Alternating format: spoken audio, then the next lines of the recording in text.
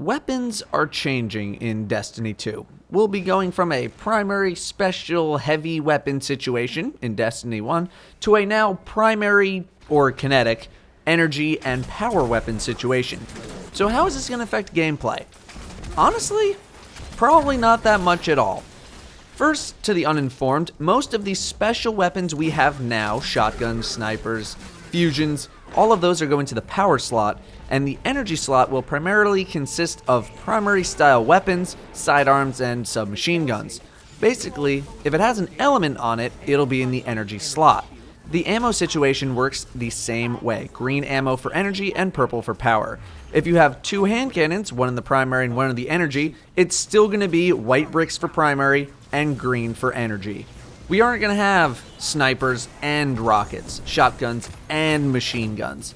Now we only get one. Our power levels feel like they're going to be very reduced, and people are comparing Destiny 2 power and Destiny 2 guns with Destiny 1 power and encounters.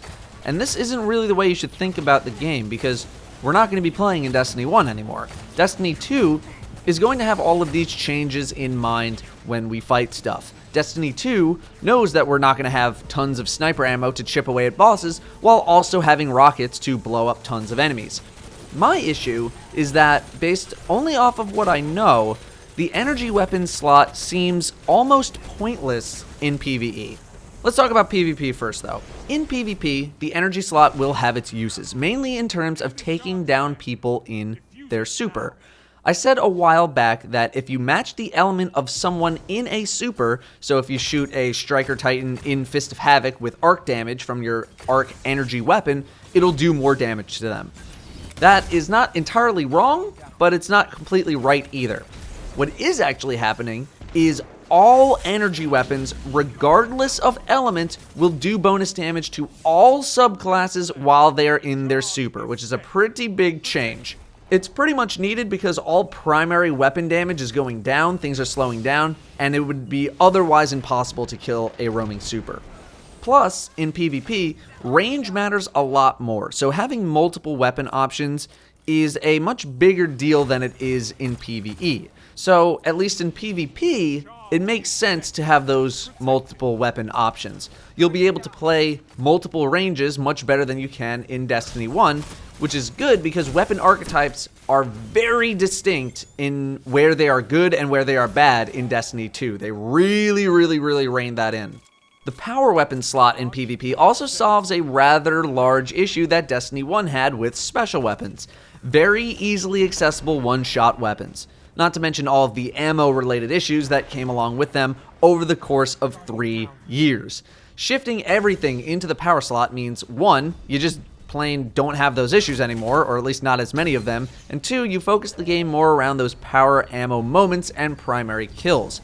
The game becomes less about trying to kill people rushing you with a shotgun all the time, or weapons that get around ammo changes, and more about primary gun battles. Lowering the damage on all weapons, I feel like allows for more minor adjustments to be made to weapons in case of any buffs or nerfs that are needed. However, I am not the greatest at evaluating the PvP side of things. In PvE though, here's the thing. The energy slot in PvE is more or less just another primary weapon. Sure, you can, throw a submachine gun in there, whatever, but it's not a sniper or a shotgun or anything like that. The only purpose I see the energy slot serving is for getting rid of enemy shields, which isn't that hard to do with a primary weapon, or for any burn modifiers, but for burn modifiers, that just makes the main primary slot pretty worthless. Here's a quick example of the shield damage thing. I throw a near max damage arc grenade at a solar shield, and it rips the entire shield off anyway. It's not that hard to get past shields without the shields having modifiers or being stronger. Range doesn't matter as much in PvE either. You can adjust much easier. There's a very good chance I'm just missing something here, or there's something else coming, but based on what we know now, the energy weapon slot to me just feels like it'll be another primary weapon. Maybe in the endgame it'll be more important, we don't know. Power weapons did feel powerful though, shotguns, fusions, whatever.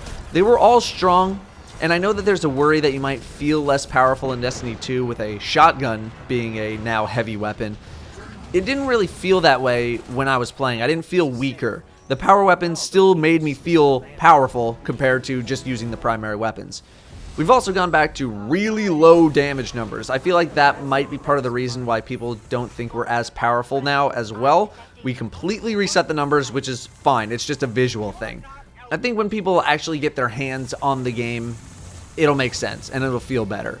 Raiding. A lot of questions about raiding. How do the new weapons change the format?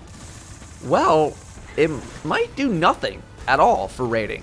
Fights can still be built the exact same way they are right now, just scaled to primary weapon damage output instead of 18 black spindle shots from 6 people. There could be mechanics based around doing a lot of burst damage to a target with your power weapon or your energy weapon, but that's not something that only could be done in Destiny 2. They could have easily done that in Destiny 1.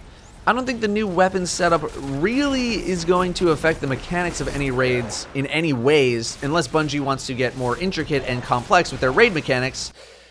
Yeah, they're not going to do that.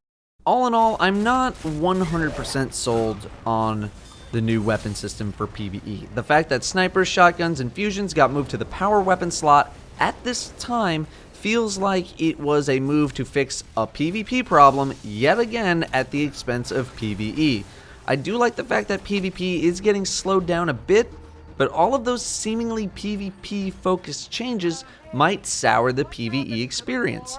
Everything we love about PvE, ability spam and high damage weapons, is everything that we hate about PvP.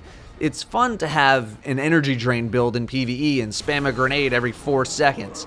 PvP is getting a big amount of changes, but that means PvE suffers as a result, or at least feels like it suffers, and that's something I'm not terribly happy about.